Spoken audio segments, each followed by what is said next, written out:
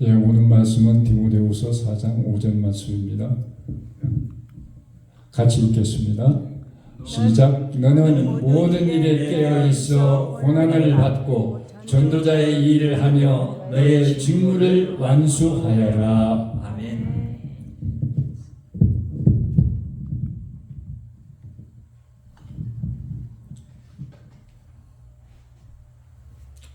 오늘도 주의 사랑과 은혜 가운데서 거하며 하나님 앞에 나아가기를 기뻐하는 사랑하는 성도 여러분, 우리는 이 땅에 살아가면서 때를 이렇게 구분할 줄 아는 그런 자로 살아야 합니다.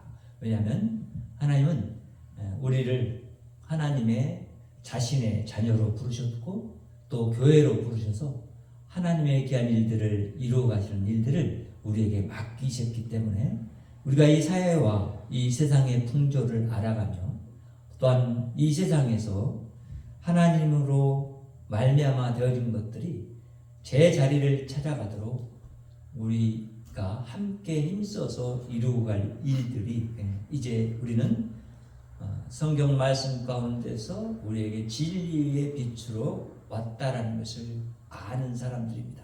그래서 오늘도 우리는 하나님을 생각하면서 이 진리를 따르는 자로 서서 살아가는 삶이 우리의 이 땅의 삶이 되어야 한다는 것을 우리는 믿고 또한 그 진리를 진리되게 하는 삶 가운데 나아가도록 우리 안에서 이끄신 하나님을 인정하며 하나님 앞에서 하나님의 자녀된 그리고 하나님의 백성된 자리에서 우리 하나님을 높이는 삶 가운데 이르기를 소망합니다. 여러분 진리를 아시고 계시잖아요. 진리는 정말로 우리가 이해할 때 절대로 그것이 거짓이 아니고 허황된 것도 아니고 그것이 없어질 것도 아니고 반드시 있을 것이고 또한 완성될 것이라는 것을 압니다. 그래서 하나님은 말씀을 통해서 우리에게 말씀하시죠. 내가 한 말들은 1.1핵이라도 그것이 땅에 떨어지지 않냐고 반드시 이루리라 이렇게 말하십니다. 그래서 우리는 이 진리가 반드시 이룬다라는 것을 생각을 할 때 진리에 부합하는 자의 삶을 사는 것이 마땅합니다. 그래서 바울은 전도자의 삶을 살면서 지금 자신이 아들처럼 여겼던 디모데가 목회하고 있는 현장에서 어떻게 그 주변의 교회 주변의 세계와 환경들을 판단하고 그것들 안에서 있는 모든 허황된 것들을 분별하고 이 심판이 임박한 때에 하나님의 나라의 구원을 바라보면서 그것을 나타낼 것인가에 대한 고민을 하도록 이끕니다. 그래서 오늘 우리가 읽었던 본문에서 바울이 그에게 곧 디모데에게 하는 얘기는 너가 지금 너희 교회 안에 침범하려고 하는 허망된 철학이나 그리고 사상이나 그리고 어떤 다른 거짓 종교나 또 기독교를 가장해서 침범하려고 하는 모든 유대교의 생각들이나 이런 모든 것들을 척결하고 그것들을 물리치고 주의 복음과 진리 안에서 주의 허락한 그 직무를 온전하게 감당하라라는 의미로 지금 이렇게 주고 있는 말이에요. 그래서 우리는 이 말씀을 통해서 우리 교회가 지금 현실 가운데 이렇게 살아가면서 마땅히 추구해야 될 것이 무엇인가 라는 것을 알아야 합니다. 그러니까 이미 우리는 알아요. 이 진리가 우리 안에 있습니다. 진리의 말씀이 우리에게 주어졌고 우리는 그 말씀을 날마다 보고 묵상하면서 그 말씀을 생각하고 그 말씀 안에서 나를 비추어 보고 내가 어떻게 그 말씀에 합한 삶을 살 수 있을까를 고민하면서 사는 삶이 우리의 삶이 되어야 합니다. 그래서 그런 삶에 이르기를 바라면서 이제 바울이 디모데에게 준 첫 번째 말은 진리 안에서 진리를 따르며 사는 삶이라는 것은 분별하는 삶이다 라고 알려줍니다. 너는 모든 일에 껴있어 이렇게 말해주고 있죠. 모든 일에 깨어 있어라는, 다른 성경에 보면 이 뭐예요? 신중하게 하여, 신중하며 이렇게 말해요. 이 단어 뜻을 보면 원래 의미가 뭐냐면 술 취하지 않고 깨어 있는 것을 말합니다. 그러니까 술이 취한 상태라는 것은 내가 온전한 정신과 맑은 마음으로 어떤 일이나 상황들을 판단할 수 없는 상태가 되기 때문에 그런 상태에 머물지 말하는 거예요. 그래서 우리는 이 단어를 보면서 알 수 있는 것이 뭐냐면, 이 단어가 말하고 있는 것은 그 단어 자체가 가지고 있는 그 함의를 영적인 의미로 해석해서 깨달아 알아라라고 주고 있는 말씀이구나 라는 것을 알게 돼요. 우리는 영적으로 뭘 해야 되냐면 깨어있다라고 하는 삶이라는 것은 뭐냐면 분별할 수 있는 삶이라는 거예요. 무엇을? 진리 안에서 허탄한 것들을, 진리가 아닌 것들을 분별하는 분별력을 가지라는 것입니다. 그 기준은 우리는 진리에서 옵니다. 이것을 알아요. 하나님의 말씀이 아닌 것은 진리라고 할 수가 없어요. 그것이 비록 여러분 마음에 여러분 생각이 옳다고 여겨지는 것일지라도 그것이 하나님의 진리와 멀리 있다면 그것을 떠나야 합니다. 그런데 오늘날 우리 성도들의 삶을 바라보고 이 세상의 삶을 바라봤을 때 삶의 가치 기준이 거기 있지 않고 그렇게 깨어있는 경성하는 삶이 너무나도 멀리 있다라는 것을 보게 됩니다. 왜냐하면 우리가 깨어있지 못하도록 우리를 흐릿하게 만들고 그리고 우리의 마음을 잠식해서 우리에게 쫓아가도록 만들고 있는 요소들이 세상에 너무나 많이 있기 때문에 그렇습니다. 경제적인 물질이 그러할 뿐만 아니라 육체의 건강을 위해서 쫓는 것이 뿐만 아니라 또한 사회적인 그런 여러 가지 법과 그것들을 이루어가는 것들이 우리를 옥죄하고 있습니다. 예를 들면 그런 거예요. 차별금지법을 만들어서 그 차별금지법 안에서 모든 사람을 오히려 차별하고 있는 이런 것이 세상의 법이에요. 근데 그런 것들을 우리한테 강요하고 있는 세상이란 말이에요.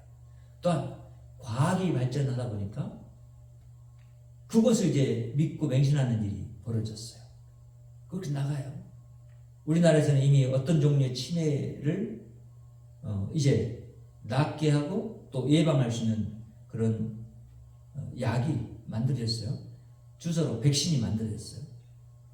이런 것들을 보니까 앞으로는 우리 삶에 육체적인 그런 나이가 더 많아질 수 있도록 세상에 그런 과학들이 발전할 수밖에 없는 것은 과학이 발전해서 파악해 놓을 수 있는 그런 우리 유전자의 도식이 완전하게 해석이 되어버렸기 때문에요. 그래서 우리 몸에 우리를 장수하게 하는 그 유전자가 뭔지, 그리고 장수하지 못하게 만든 그 유전자가 무엇인지를 알아냈어요. 그것을 떼어내거나 바꾸면 되는 거예요. 그러면 우리는 장수할 수 있어요. 이런 꿈들을 과학이 가져왔단 말이죠. 그런데 우리는 알아요. 그것들을 우리에게 장수함을 준다 해도 이런 죄악과 하나님 앞에서의 패역함과 죽음의 냄새가 가득한 이 세상에서 우리는 그렇게 오래 살 필요가 없다. 그리고 그것이 우리에게는 소망이 아니다. 그건 진정한 우리의 소망이 될 수 없다라는 것을 우리 이미 알고 있어요. 왜? 우리는 이 땅에서 한정적인 시간을 사는 사람이 아니라 영원토록 살 사람들이기 때문에 그 육체의 시간을 넘어서 있는 사람들이에요. 그래서 육체의 생명을 바라보면서 살아가는 사람들, 그 사람들이 가지고 있는 생각, 그 사상들을 쫓아가면 안 돼요. 그래서 우리는 오늘 깨어있어서 분별한다는 의미가 무엇인지를 우리에게 더욱더 주고 있어요. 자, 더 나아가서 우리 교회 문제를 한번 봅시다. 여러분이 생각하기에 지금 이 우리나라의 교회 현실은 우리나라 안에 기독교회가 심어지면서 발전되어 왔고 그런 관점에서 교회가 무엇을 따르고 있냐면 전통적인 교회의 양태들을 따라오고 있어요. 그래서 그런 시절들을 이렇게 되짚어 볼 때도 그래요. 어떤 교회의 모습이 있냐면 교회가 성장하고 발전하는 것이 사람들에게 향해서 그 사람들의 마음을 얻기 위해서 성도들에게 성도들이 기뻐할 이야기를 해주고 그리고 그것들로 그들의 마음을 사로잡아 교회가 규모가 커지고 발전하는 것을 추구해 왔어요. 그런데 성경은 우리에게 말해요. 하나님의 진리는 어떤 데 이르냐면 우리에게 기쁨을 주시기도 하지만 우리를 경책해요. 우리를 꾸짖어요. 그러니까 우리가 한 말씀을 들을 때 깨어있으라 라고 했으면 깨어있지 못한 내 모습을 경책하고 있는 하나님을 만날 수 있어야 돼요. 그 사람이 영적으로 깨어있는 사람이에요. 근데 깨어있으라 이것이 나와는 무관한 이야기야. 나는 온전한 기독교냐. 그래서 나는 모든 온전함으로 다른 기독교인 내 옆에 있는 형제 자매들을 보고 그렇게 내가 스스로 그를 나하고 다른 존재라고 차별하고 그를 존경하지 않고 분별해내는 이런 모습이 우리 안에 있단 말이죠. 근데 그것을 우리는 어떻게 생각해야 될까요? 그것이 내 안에도 있는 나의 문제이고 저 사람 안에 있는 저 사람의 연약함이라고 알아야 돼요. 그것들이 그런 모습으로 그 사람 안에 남아있지 못하도록 이끌어야 돼요. 그러니까 지금 우리가 깨어 있어야 할 그런 부분들은 사실 이 한 부분으로 얘기하지만 여러분이 읽었던 성경처럼 너는 모든 일에 깨어 있으라. 단지 교회일 뿐만 아니라 다른 사람을 생각하는 그런 생각 그리고 삶 속에서 내가 지금 행하려고 하는 모든 계획들 가운데 모든 일이에요. 모든 일에 지금 내가 하고 있는 일 가운데예요. 깨어 있어야 한다는 얘기예요. 분별하는 얘기예요. 그것이 하나님의 영광을 위한 일이고 하나님의 나라를 위한 일이고 하나님의 구원을 나타내는 일인가? 그것을 알고 분별하고 나아가라는 거예요. 그러니까 이제 그렇게 분별하고 나아가는 자의 삶에 따르는 것이 고난이에요. 그렇게 사는 사람이 고난인 거예요. 둘째로 진리를 따르는 자에게는 나타나는 것이 고난이고 그 고난을 받습니다 라고 말을 하는 거예요. 고난을 받고 이렇게 말하잖아요. 고난을 싫어해서는 안 되죠. 왜? 이미 이 땅에는 고난이 있기 때문에 그래요. 고난을 피한다고 해서 피해지는 것도 아니에요. 왜냐하면 세상의 구조 자체가 믿는 자들에게 고난을 줄 수밖에 없는 모습이기 때문에 그래요. 바울은 이 고난을 자기 몸으로 먼저 체험했어요. 여러 가지 고난을 체험했죠. 자연이 주는 고난,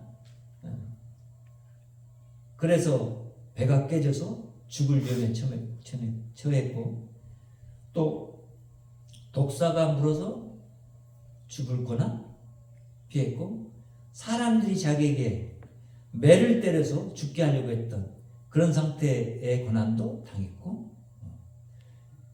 여러 고난을 당했어요. 질병의 고난도 당하고 있는 그런 상태였어요. 그리고 감옥에 들어갔어요. 감옥에서 고난받고 있는 상태에도 경험했어요. 그러면서 그가 고난이 무엇인가에 대한 정의를 갖게 됐어요. 하나님이 우리에게 주신 이 고난은 뭔가? 은혜다 라고 그는 고백해요. 고난이 왜 은혜죠? 고난은 고난일 뿐이 아니에요? 아니요. 그 고난이 우리가 하나님 앞에서 진리를 따르는 자의 삶을 살지 못한 우리 육신의 정욕들을 깨닫게 하고 그것들을 약화시켜서 우리의 힘으로가 아닌 하나님의 은혜로 사는 삶이 이 땅의 삶이라는 것을 깨닫도록 이끌어가요. 그리고 우리는 고난이 있는 곳에 은혜도 크게 있다는 것을 알게 돼요. 그리고는 그 고난을 넘어선 이후에 비로소 우리는 알아낸 그런 하나님이 주신 경험으로 하나님을 이렇게 말해요. 하나님이 은혜로 나의 이 고난을 이기게 하셨습니다. 욥이 그 고통 가운데서 자기의 재산, 모든 재산 잃어버렸고 자기 부인과 자식들까지 잃어버린 다음에 하나님 앞에서 깨닫게 된 것이 나에게 온 이 고난이 하나님의 은혜인 것을 깨닫게 됐고, 하나님은 그 고난 위에 주실 그 은혜가 크다는 것을 알려주기 위해서 그에게 새로운 아내도 주시고 자식들도 주시고 더 많은 재산도 주셔서 그가 풍요한 삶을 살도록 이끌어 가신단 말이에요. 이게 하나의 단면인데 우리 기독교인들이 그런 삶을 살아야 한다는 것을 알게 돼요. 세상에 있는 고난을 이기며 살아가는 삶 속에서 나는 더 나의 하나님의 백성됨을 발견하고 나의 하나님의 자녀됨을 발견하게 돼요.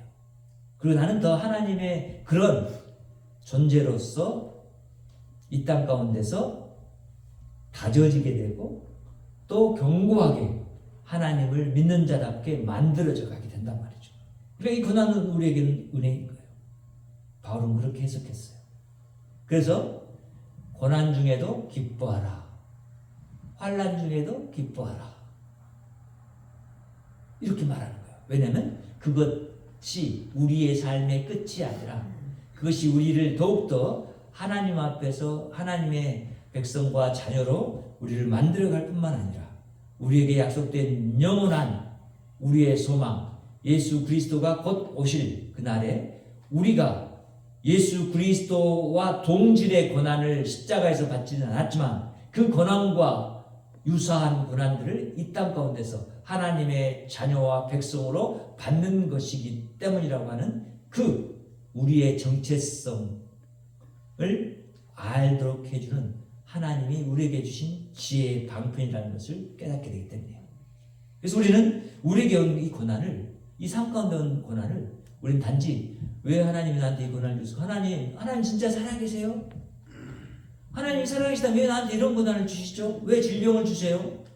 왜 하나님 저에게는 이런 재물들이 하나도 없게 만드세요? 이렇게 할 수 있겠죠? 그런데 그것 뒤에 하나님이 주시는 풍성함이 우리에게 왔을 때 우리는 하나님의 그 의미를 알게 돼요. 여러분, 고난을 받은 자가 그 고난의 의미가 단지 고통으로 남는 것이 아니라 나를 성숙하게 만들어서 그 고난 가운데 있는 다른 사람을 볼 수 있도록 이끌어요.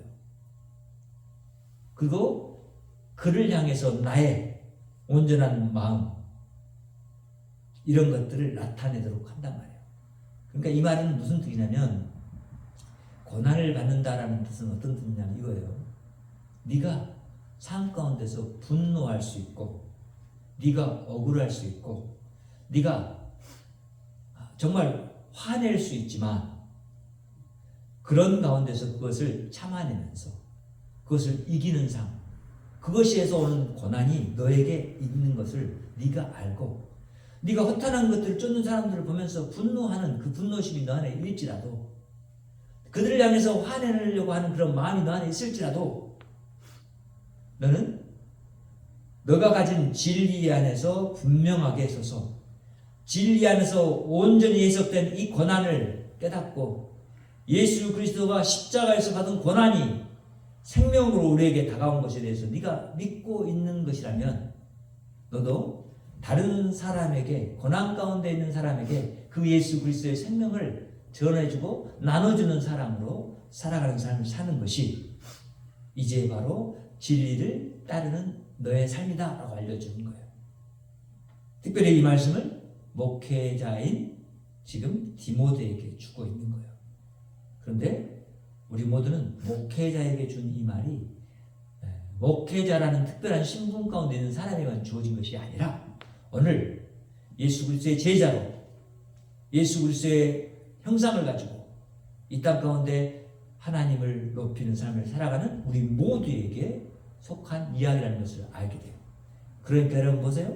이제 예수님의 심판의 때가 가까이 왔고 이 땅 가운데 그 심판을 알지 못하는 사람들이 우리 믿는 자들을 핍박하고 고난을 줄지라도 우리는 거기서 의연하게 살아가면서 우리의 본분, 직분을 온전히 수행하는 일을 이 땅 가운데서 해야 됩니다.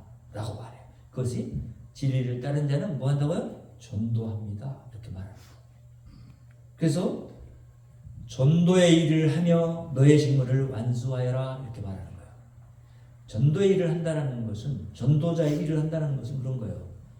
예수 그리스도가 우리의 주님인데 그가 우리의 왕이신데 그분이 우리에게 맡기신 일이에요. 뭘 하기 위해서?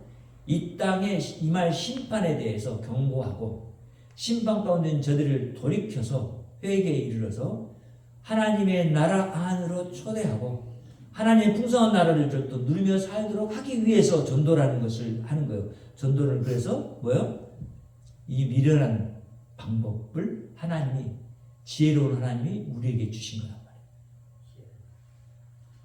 그래서 전도를 해야 된다는 거예요.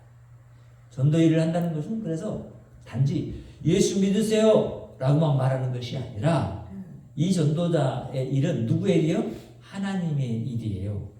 그래서 하나님과 함께 하나님이 하나님 되시도록 하는 일을 하는 것이 전도라는 거예요. 이게 복음을 전하는 일만 아니라 우리의 삶 속에서 하나님의 진리의 말씀을 따라서 사는 삶이 저들에게는, 죽어가는 자들에게는 뭐가 돼요? 그들을 심판하는 도구가 될 뿐만 아니라 그들을 심판해서 돌아가게 할 수 있는 도구도 된다는 거예요. 양쪽 측면이 있어요. 우리 교회가 하나님의 진리의 말씀을 따라 살지 못하면서 자꾸 세상 사람들과 멀리하는 그런 모습만 가지려고 한단 말이죠. 아유, 제 가운데 저 사람, 나는 저 사람과 가까이 갈 수 없어. 저 사람은 나는 내 친구라고 여기지 않아. 이렇게 생각할 수 있어요. 그런데 하나님 뭐요? 그런 그들을 사랑하셔서 여전히 지금 이 마지막 때 심판을 모면할 기회를 주시기 위해서 오늘 우리를 진리의 영으로 충만케 하시고 진리를 나타내는 사람으로 그런 삶을 이 땅에 살아가도록 이끄신 분이라는 거예요. 그 일을 하기 위해서 우리를 교회라는 이 공동체로 불러주셨고 이 일을 교회를 통해서 이루어가려고 하는 거예요. 왜? 그 일을 통해서 구원받은 자들이 많아지게 하시고 하나님의 나라의 풍성함을 그들도 누리게 하기 위해서요. 영원토록. 그러니까 우리는 진리를 우리가 알고 있다면 이제 그런 우리가 가진 생각과 편협함에서 벌어져야 할 뿐만 아니라 하나님이 전도자로 지금 여기서 일하고 계신다. 이 시기에 이걸 알아야 되고 그 하나님이 나를 불러서 나와 함께 전도하기를 원하신다라는 것을 알아야 돼요. 우리는 특별히 올해 1년을 전도의 해로 정해서 이렇게 전도를 합시다 라고 얘기를 했는데 지금 개인적으로 여러 사람들이 기도하면서 그런 노력을 하고 있고 참 감사해요. 그리고 이 일을 하고 있는 분들이 하나님의 일을 하고 계시다는 것을 알기 때문에 그 일을 좀 더 효과적으로 할 수 있기 위해서 전도부가 뭐였으면 좋겠습니다 라고 하는 것이고 전도를 통해서 우리가 이루려고 하는 것은 뭐예요? 우리 교회 성도 수만 늘리려고 하는 것이 아니라 임박한 이 마지막 심판을 그들이 모면할 수 있도록 그들에게 생명을 주기를 원하시는 우리 하나님을 나타내서 그들도 우리 예수 그리스도를 믿고 구원받고 우리와 함께 영원한 천국에서 하나님과 함께 살게 되는 그날을 우리가 소망하면서 사는 자들이기 때문에 그걸 해야 한다는 거예요. 하나님의 일을 우리가 하는 것이고 하나님 당신의 일을 우리에게 맡겼어요. 그런데 우리는 여전히 그 일에는 관심이 그렇게 없는 것 같아요. 그 일을 향해서 온전히 나아가지도 못하는 것 같아요. 자, 이런 모습을 우리는 이제는 생각하면서 하나님 앞에서 이 전도자 일을 해나가야 돼요. 이 전도자 일은 누구의 일이다? 하나님의 일이다. 또 이것은 하나님이 우리에게 주신 교회의 일이 됐고 우리 각자 한 사람 한 사람의 일이 됐어요. 이것이 우리의 뭐예요? 직무예요. 직무라는 건 뭐예요? 책임을 가지고 성실하게 내가 이루어 가야 할 일이라는 거예요. 그것이 바로 하나님의 나라의 자녀들, 백성들이 이루어갈 일인 거예요. 이것을 너에게 부여된 것만큼 네가 할 그 일을 완수하라는 거예요.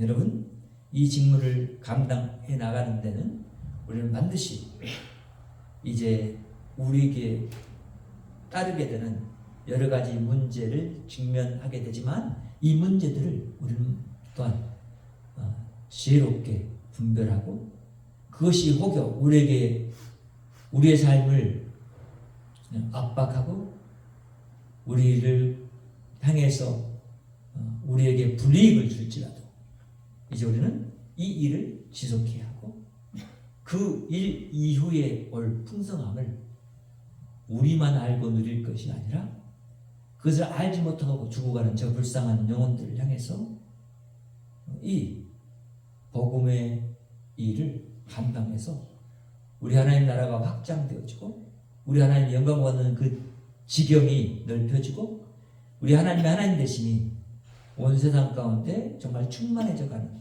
그것을 바라보면서 이루어갈 일이라는 거죠. 우리 이런 일을 위해서 예수가 힘쓰는 교회 되기를 바라고 그것을 통해서 하나님이 영광받고 하나님이 우리 하나님으로 자리하고 예수 그리스도가 만왕의 왕이신 것을 선포하는 저의 여러분의 삶이 되기를 간절히 바랍니다. 기도하겠습니다. 하나님 감사합니다. 오늘도 우리가 하나님 안에서 주께서 허락하신 놀라운 일들을 생각해 봅니다.